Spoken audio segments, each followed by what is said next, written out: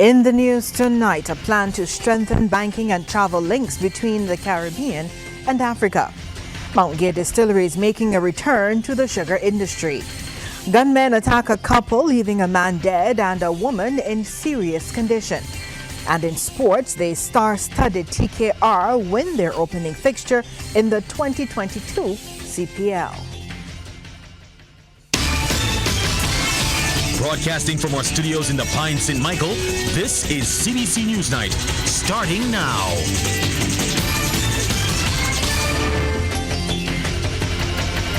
A very good evening to you. I'm Lisa Broom. Thank you so much for tuning in. In our top story tonight, the link between the Caribbean and Africa is expected to be significantly strengthened through an historic event being held right here in Barbados. It's the first Afri-Caribbean Trade and Investment Conference, which officially got underway this morning at the Lloyd Erskine Sandiford Center. It has brought together government officials and business people from both regions for the purpose of boosting trade and investment for their shared benefit. Our Wendy Burke joins us live now from the conference center where our team is based for the next few days. Good evening, Wendy. Good evening to you, Lisa, and good evening to our viewers.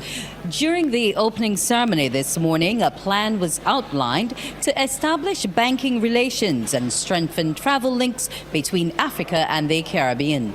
The conference, attended by scores of delegates and officials, officially opened with an address by Prime Minister Mia Motley. The inaugural Afri-Caribbean Trade and Investment Forum has opened with a call for Africa and the Caribbean to seize the moment as they seek to chart a new path together. One of the recurring topics is the need to build direct air links between the region and Africa. It can only be a mindset that stops a plane from traveling 2,000 kilometers less between Bridgetown and Dakar than between Bridgetown and London. 2 hours less, 2,000 kilometers less, but yet you have a 28-hour delay through New York. Going where no one has gone before is never easy. And that's the first thing we must tell ourselves. It's not easy. But you can't have Burna Boy bring out 20,000 people in Barbados, command what he commands in Nigeria and Africa. Our own dear, the right excellent Rihanna, the same. And not believe that we can't open up the appetite of our people to travel to each other's countries. Prime Minister Mia Motley says Africa and the Caribbean have the collective brain power, creativity, discipline, resilience, and the capital to make the defining difference. Included in her vision going forward is the establishment of banking relations between the region and the African continent. She says Trinidad and Tobago has led the way, making a name for itself with Republic Bank Ghana. The ability for us to be able to have a Caribbean Export-Import Bank with our partners in the Africa Export-Import Bank is too critical a possibility for us in this region and for unlocking further the benefits of the Caribbean single market and single economy for us to ignore at this stage. With the signing of a new partnership agreement, the region has unlocked the potential for funding from the Africa Export-Import Bank, AFREXIM. President and Chairman of the Board of Directors, Professor Benedict Orama, says once CARICOM officially becomes a member, there are plans to invest some $700 million in the region. Once these arrangements are concluded, AFREXIM Bank will also open an office here in the Caribbean. And if we do agree, the bank will work with the governments of the CARICOM to set up a Caribbean Exim Bank as an AFREXIM Bank subsidiary or affiliate.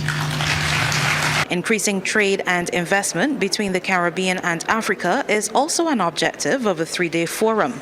According to Chairman of Invest Barbados, John Williams, discussions are being held about establishing bilateral tax and investment treaties with several African and Latin American countries. There is absolutely no reason why a multinational corporation in Ghana, in Kenya, Nigeria, or indeed any other country represented here today cannot afford themselves the advantages that North American and European corporates enjoy from investment in Barbados.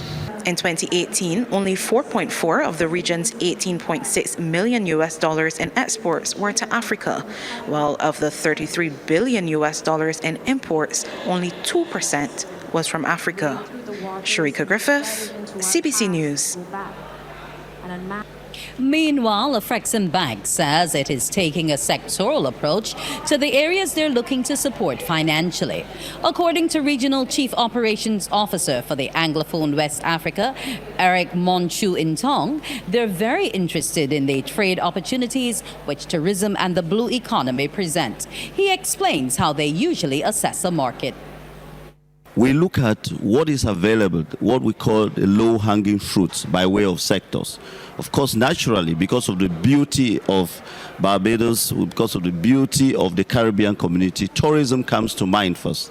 We have a specialized program which allows us to finance the construction of hotels and other tourism facilities to accommodate the influx of tourism. So tourism is a key one. We also look at the fishing industry. Today, we're marveled and surprised by these statistics that Africa imports a lot of fish from other continents, whereas the CARICOM community is awash with so much fish, having been surrounded by the ocean.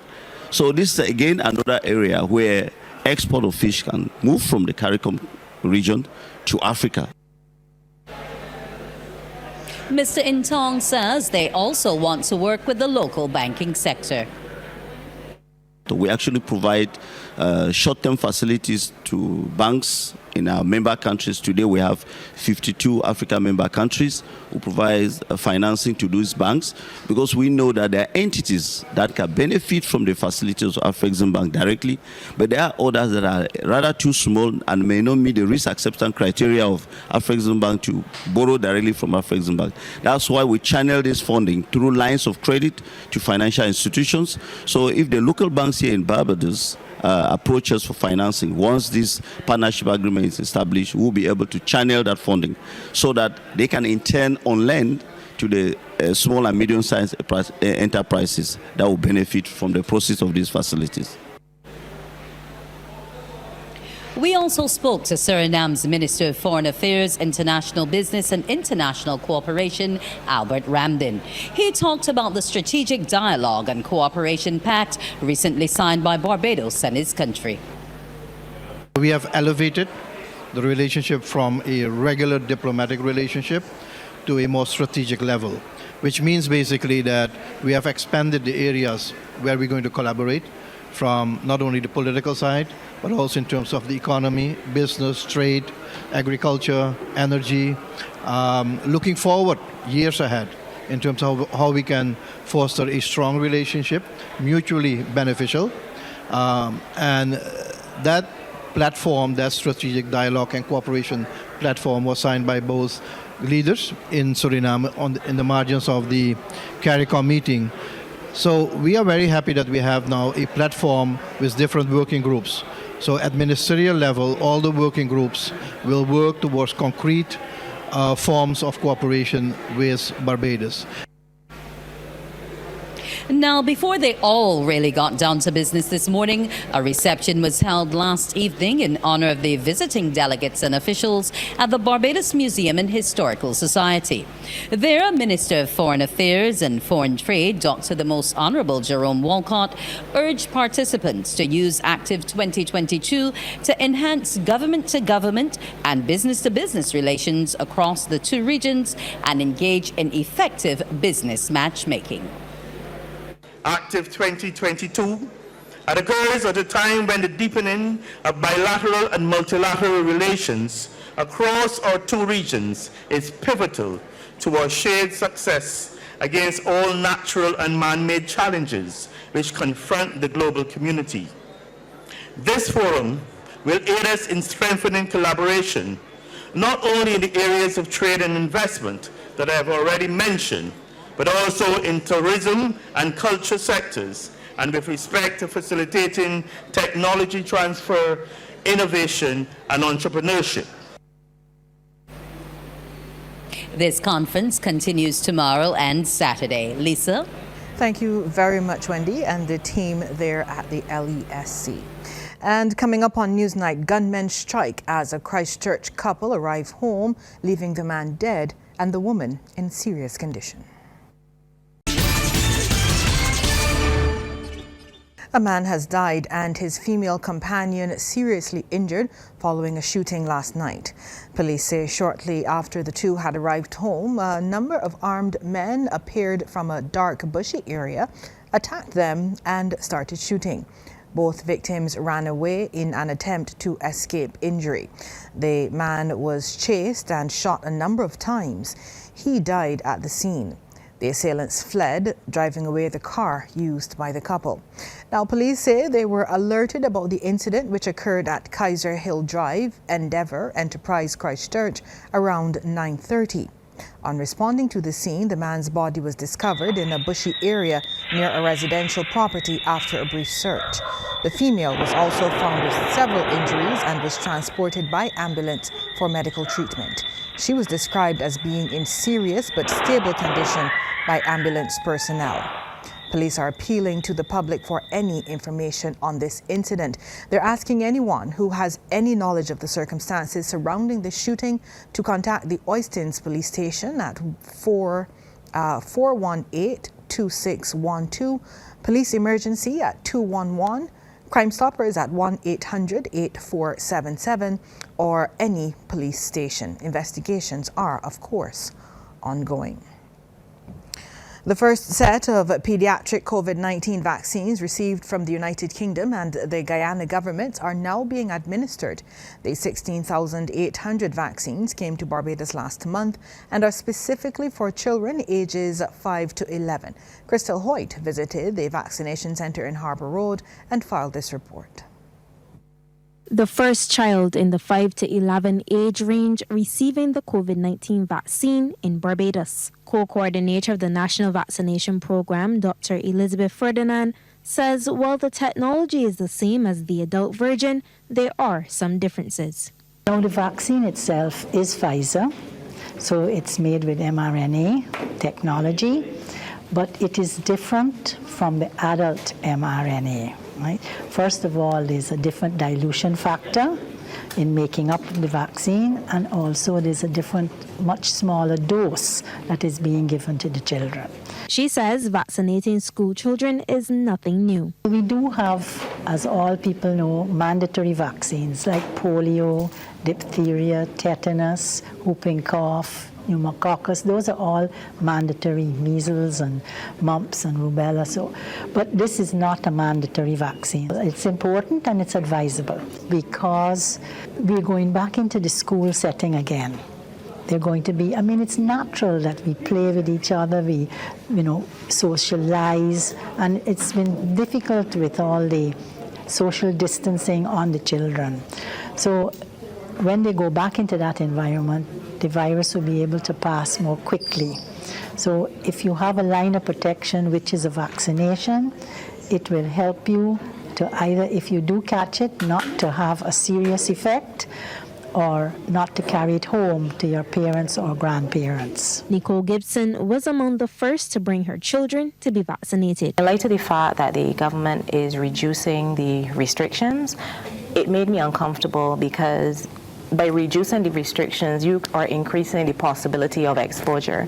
So I made sure that I came here today, being the first day, to be able to provide a layer of protection for my children. The current supply can vaccinate approximately 9,000 children, and the vaccines are now available in Harbour Road, St. Michael, and Glebe, St. George.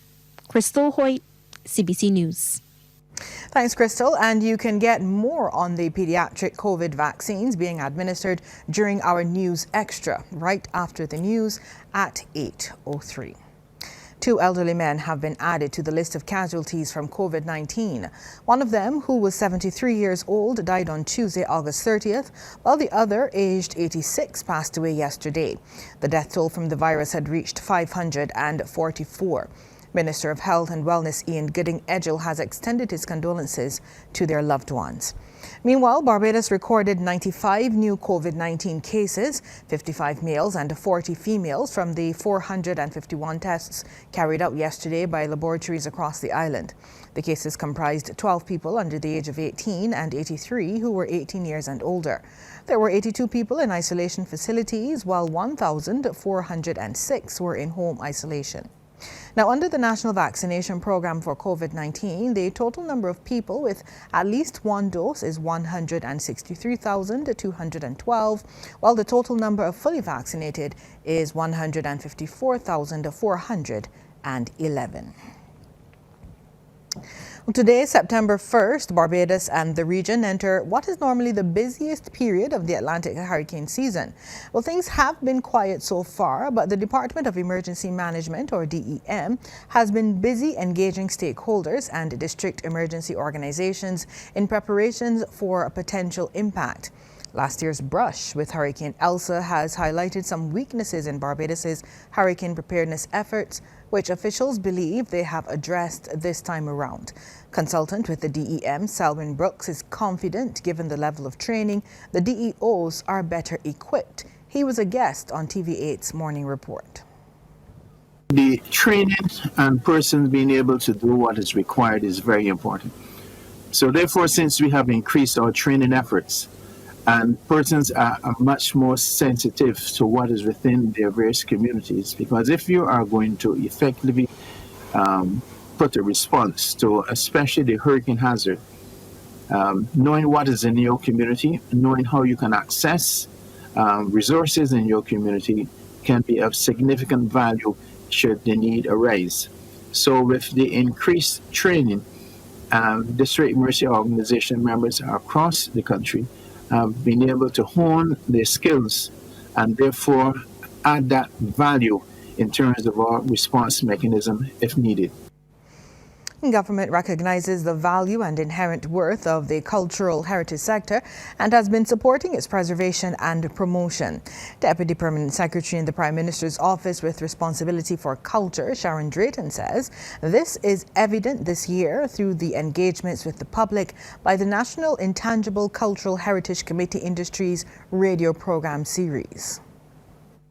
In keeping with the UNESCO 2003 Convention domain, knowledge and practices concerning nature and the universe, this interactive radio program presented the Barbadian public, who are perceived as the nation's intangible cultural heritage stakeholders, with information from key Barbadian ICH knowledge bearers. And ICH means Intangible Cultural Heritage Knowledge Bearers.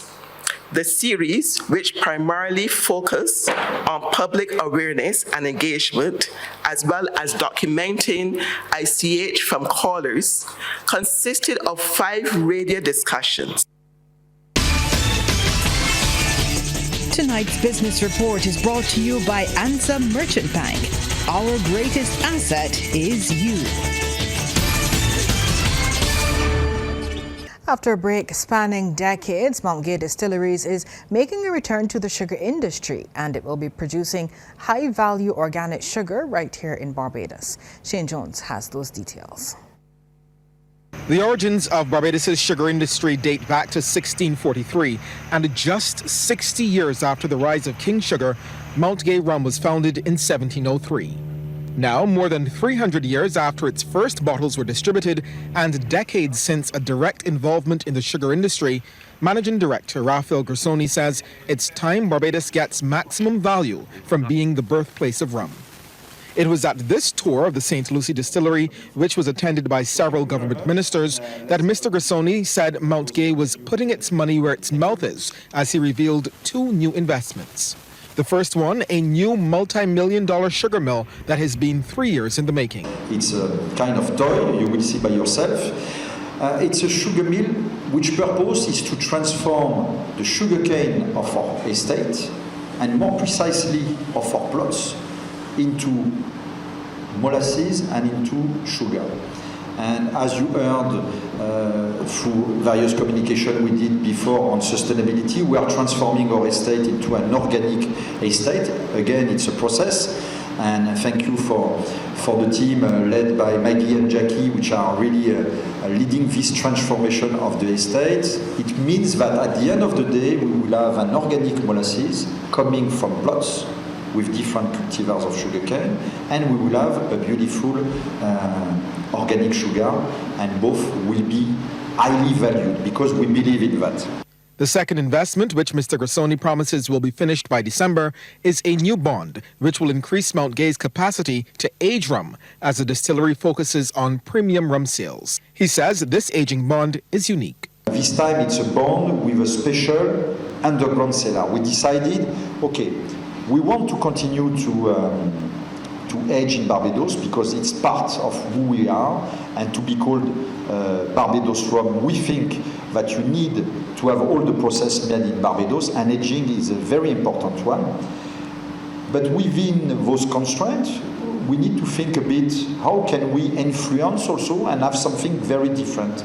And we found that aging underground with different temperature, different humidity level, etc., we can probably develop a different profile for the rum. The new bond will allow Mount Gay to move from 55,000 to 75,000 barrels of aged rum in a few years. Shane Jones, CBC News. Thanks, Shane. Well, there is general consensus among the business community tonight that there are advantages and a need to expand trade between the Caribbean and Africa. President of the Barbados Chamber of Commerce and Industry, Anthony Branker, told the Business Report the trade potential is vast. His comments come as the first Afri-Caribbean Trade and Investment Conference is being held here in Barbados. Once air and maritime linkages are established, I believe all sectors of the business environment can benefit significantly from the potential of trade and investment between Africa and Barbados. Estimates put the trade potential between Africa and the Caribbean at US $1.1 billion. So there is significant potential for Barbadians doing business with Africa and Africa doing business with Barbados. Let's head back over to the sports studio now for the second half in sports. Mark, over to you. Thank you. We're going to start with basketball, where communities in and around St. James North now have a newly refurbished basketball court. CBC's Melissa Farley tells us more. A 6 to 8 months process between the National Sports Council and Western Union has brightened the Orange Hill basketball court in St. James. And with a recent one-day clinic which hosted over 100 participants, it was only fitting for that occasion to double as the official ceremony. Eduardo Torres, head of Global Agent and Field Operations of Western Union, says it was possible due to an all-round effort. We are so proud to make these new basketball courts in Orange Hill available. The project is a perfect example of Western Union's purpose to connect people and connect with the broader communities that we serve. The refurbishment of these courts will continue to strengthen this wonderful community and the people of Orange Hill. You will also see in the coming weeks, a local artist is going to renovate the surface of the courts with a hand-painted mural. The local artist is Alex Marshall, so we're looking forward to that, and it's going to be a beautiful court. This mural is actually going to highlight the heritage of the Barbados sports culture, so I'm really excited for when you get to see that. The minister responsible for sports in Barbados, Charles Griffith, thanked Western Union for making room in their budget for such a venture. I want to thank Western Union for having the foresight to give back at this level, the magnitude of finances that were involved in this particular process. From the time I came to the ministry, I was asking private sector to get involved in the process, get involved in developing our youth through sports. Sports, community empowerment, and youth. It is not often that I would come to an event such as this that impacts every single sector of my ministry, sports, youth, and community empowerment. And this is doing exactly that, because we have this sporting aspect, we have the fact that youth will be playing here, we have the fact that this is bringing new energy to the Orange Hill community for those youngsters who will be involved in the process. To add a cherry on top, the youngsters were graced with the presence of NBA player point guard Jamal Murray. Jamal, who plays for the Denver Nuggets, says Barbados has good talent for the sport, but they just need more overall support. I think this is a great opportunity for it. You got the sports prime minister or sports minister here supporting the kids. I think that means a lot. You know, you see that every day. And we're just having a good time, man. We're just having a good time. So hopefully they learn something new here. I'm here to teach them and be a resource for them. Cover facilities would be great. It's nice to have an outdoor court. You know, the heat's nice. It brings energy to the court and authenticity. So, you know, it's cool. I think, you know, if we can get some indoor courts and some good facilities with, you know, a weight room and all that, I think that'll be good for the children to want to put in that work, keep up their habits, and you know, strive for greatness. Melissa Farley, CBC Sports. And that's our news for tonight. On behalf of the entire team, thank you for joining us. Good night.